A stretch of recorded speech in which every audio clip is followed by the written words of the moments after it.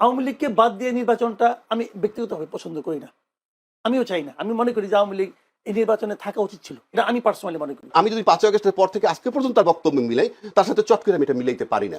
মানে এত অশালীন ভাষায় 2 দিন পরে ভোট, এইটা বললে ভোট বাড়বে না কমবে এইটুক সেন্স তার নাই। অর্থনৈতিকভাবে আপনি মেরে ফেলে দিচ্ছেন। বাংলাদেশের সমস্ত টাকা ইন্ডিয়াতে পাচার হয়ে গেল, ইন্ডিয়া এখন সেই টাকা ইউজ করতেছে আমার ইলেকশনের বিরুদ্ধে। বাট জামাতের সাথে আমেরিকা আছে, তার মানে হচ্ছে এই জামাত ক্ষমতায় গেলে যেতেও পারে, এরকম একটা ব্যাপার, এরকম একটা আতঙ্ক বোধহয় ঢুকেছে। তাহলে এই সমস্ত বিষয়গুলো আসতেছে কেন? এই জন্য অনেক কিছু আসে যায়, যেই জন্য যারা ভোটার না তারা রাস্তায় নেমেছে। রাজ্জাকি ভাই বললেন যারা রাস্তায় নেমেছে তারা কি ভোটার? এইটুক সেন্স তার নাই, বাড়বে না কমবে। 1 2 আপনি মাঠে যারা নামলো, হ্যাঁ, তারা কি জামাতের ভোটার? আদৌ জামাতের ভোটার? আমরা তো দেখছি মাঠে কারা নামছে প্রতিবাদে। হ্যাঁ, তারা কি মাত্র জামাতের ভোটার? কোশ্চিন কালে তারা ভোট দিবে না, শুধু এমনি জামাতকে অপোজ করবে। আপনি যদি জামাতের ভোটাররা মাঠে নেমে বলে আমি জামাত করতাম, আফটার দ্যাট স্টেটমেন্ট আমি জামাতকে রিজেক্ট করছি, কথার কথা বলছি আমি। যারা নামছে মাঠে ফরগটছে তারা কেউ জামাতের ভোট দেয় না, দিবেও না, আমিও দিব না জামাতকে ভোট, আমি তো টিভিতে বলছি। তাহলে যারা বলতেছে জামাতের বিরুদ্ধে বলুক, তার রাইটও আছে বলার, কিন্তু তারা তো ভোটার না। এটা কোনো ইম্প্যাক্ট হবে কিনা আমি জানি না। কেন আমি বলি, এর ভিতরে এমন কথাও আছে, এই সব কিন্তু ফেসবুক বেসড। এই মিছিল টিছিল, ছাত্রদল মিছিল করছে, মিটিং করছে, রাইট আছে, আপনি করতেই পারেন। পাশাপাশি কিন্তু আমি আপনার কাছে আবার আসি। না না, পাশাপাশি কিন্তু মাঠে শিবিরও নামছে, শিবির নামছে তার সাথে। কিন্তু প্রশ্ন হচ্ছে আর একটা কথা বলছে যে সেন্ট মার্টিনও ইস্যু আনছে, যে জামাতের সাথে আতাত হয়ে গেছে। কিন্তু এখানে মেসেজ কোনটা যায় জানেন? সেন্ট মার্টিন ইস্যুটা আমার কাছে ইম্পর্টেন্ট না, বাট জামাতের সাথে আমেরিকা আছে, তার মানে হচ্ছে এই জামাত ক্ষমতায় গেলে যেতেও পারে, এরকম একটা ব্যাপার, এরকম একটা আতঙ্ক বোধহয় ঢুকেছে। তাহলে এই সমস্ত বিষয়গুলো আসতেছে কেন? যদি বিএনপি আর জামাত একসাথে থাকতো, আওয়ামী লীগ থাকলে তখন কিন্তু খুব স্বাভাবিক হতো, এবং তখন আর এই নারী প্রসঙ্গও আসতো না, এত অধ্যত্বের সঙ্গে গালিগালাজের প্রসঙ্গ আসতো না, ঠোঁট ছিঁড়ে ফেলবো, জিপ ছিঁড়ে ফেলবো ইত্যাদি আসতো না। তো ঠোঁট জিপ ছেঁড়া হচ্ছে কখন? রাজ্জাকি ভাই যখন বললেন জামাত বানাইলেই কি না বানাইলেই কি, কারণ এটা তো ভোটের ব্যাপার ইত্যাদি, বানাইলেই কি বা না বানাইলেই কি, অনেক কিছুই কি, কারণ এটা হচ্ছে সাম্প্রদায়িক রাজনীতি, ধর্মভিত্তিক রাজনীতি একটা দেশকে পেছনের দিকে নিয়ে যায়। ভাই আমার আল্লাহ তো আমার, আপনার আল্লাহ তো আপনার, ব্যক্তিগত বিশ্বাস ভালোবাসার জায়গা, তার সাথে কি আপনার দেনা পাওনা, হাসরের ময়দানে কি হবে না হবে সেটা তো আপনার আর তার। আমরা কি এই রাষ্ট্রের কাছে বেহেশত চাই? আমরা কি কোন কোন অনন্ত সুখের প্রত্যাশা করি নাকি রাষ্ট্রের কাছে? আমরা চাই এখানে গণতন্ত্র, বাক স্বাধীনতা, মৌলিক কিছু অধিকার, ভাত কাপড়ের একটা ন্যূনতম চাহিদা। আমরা কি ওই বেহেশতে গিয়ে ভাত কাপড় চাইবো নাকি? ওখানে তো অডেল এমনিই থাকবে। কাজে এই যে জাগতিক যে বিষয়গুলো, ইহজাগতিকতা, এটাই হচ্ছে একটি প্রগতিশীল রাষ্ট্রের মূল জায়গা। সেই জায়গাটাই নষ্ট করে ফেলছে এই সমস্ত ধর্মভিত্তিক রাজনৈতিক দল। এই জন্য অনেক কিছু আসে যায়, যেই জন্য যারা ভোটার না তারা রাস্তায় নেমেছে। রাজ্জাকি ভাই বললেন যারা রাস্তায় নেমেছে তারা কি ভোটার? ভোটার নয় কেন? ভোটাররা ভোট দেবে না, কিন্তু আমি বলছি জামাতের ভোটার নয় তারা। জামাতের ভোটার নয় দেখে তো তারা নামবে, তার জন্যই তো নামতে হবে, কারণ জামাতের ভোট তো নাই আসলে। তাদের এই পর্যন্ত 18টি আসন তারা পেয়েছে, তারা এত বড় গলায় কথা বলে কি করে? যদি মাহবুব আজিজ ভাইয়ের কথায় যদি বলি, এভাবে 5 আগস্টের পর ইতিহাস বিকৃত হচ্ছে, অন্ধকারে নিমজ্জিত করার একটা চেষ্টা চালানো হচ্ছে।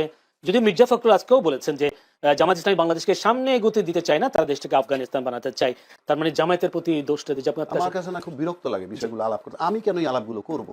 আপনার মানে আমরা এখানে বসছি মনে শুধু জামাত নিয়েই আলাপ করতেছি। বিএনপি নিয়ে তো অনেক কিছু বলেন। না না বলতেছি কেন মনে হয় জানেন, গত 16 বছর যে আওয়ামী লীগ ক্ষমতায় ছিল না, অফিসিয়ালি কিন্তু তার বিরোধী দল ছিল জাতীয় পার্টি, কিন্তু চলনে বলনে কহনে শুধুই ছিল বিএনপি।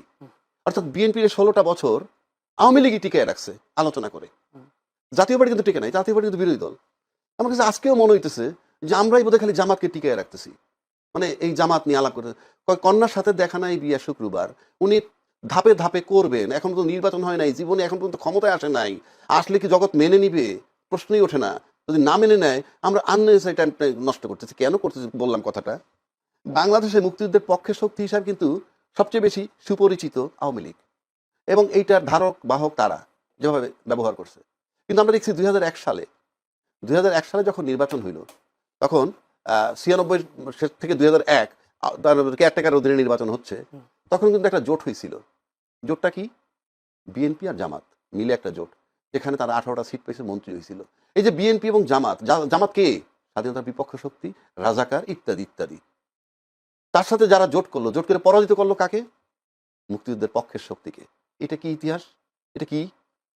আপনি মুক্তিযুদ্ধের পক্ষের শক্তিকে তাড়িয়ে দিচ্ছি আমরা, রাজাকারের সাথে জোট গঠন করে মুক্তিযুদ্ধ, এটা একটা ন্যারেটিভ বয়ান মাত্র, আর কিচ্ছু না, ক্ষমতায় যাওয়া। তাহলে মুক্তিযুদ্ধের চেতনার শক্তি যে তার বিরুদ্ধে যখন রাজাকারকে নিয়ে জোট করে, সেইটা এই দেশে আমরা ছিলাম না? কি কথা হয়েছে? কিছুই হয় নাই। তো দিস ইজ দ্য সিনারিও। আপনি খালি বললে তো হবে না, আপনি বরং আমরা 53 বছর যাবৎ যুদ্ধের চেতনা লালন করতেছি। মুক্তিযুদ্ধের ইতিহাস কার বাপের ক্ষমতা আছে এটা বাদ দেয়? আপনি যদি সম্পূর্ণ রাষ্ট্র বিরোধী একটা লোকেরও বলেন যে ভাই তুমি মুক্তিযুদ্ধের ইতিহাসটা লেখো বাংলাদেশের, তার কি ক্ষমতা আছে 71কে বাদ দেওয়ার? এটা কোন ধরনের ন্যারেটিভ যে আমরা মুক্তিযুদ্ধ থেকে বাদ দিয়ে দিচ্ছি? তার ধারাবাহিকতায় 24-এর আন্দোলন হয়েছে। 24-এর আন্দোলন হয়েছে।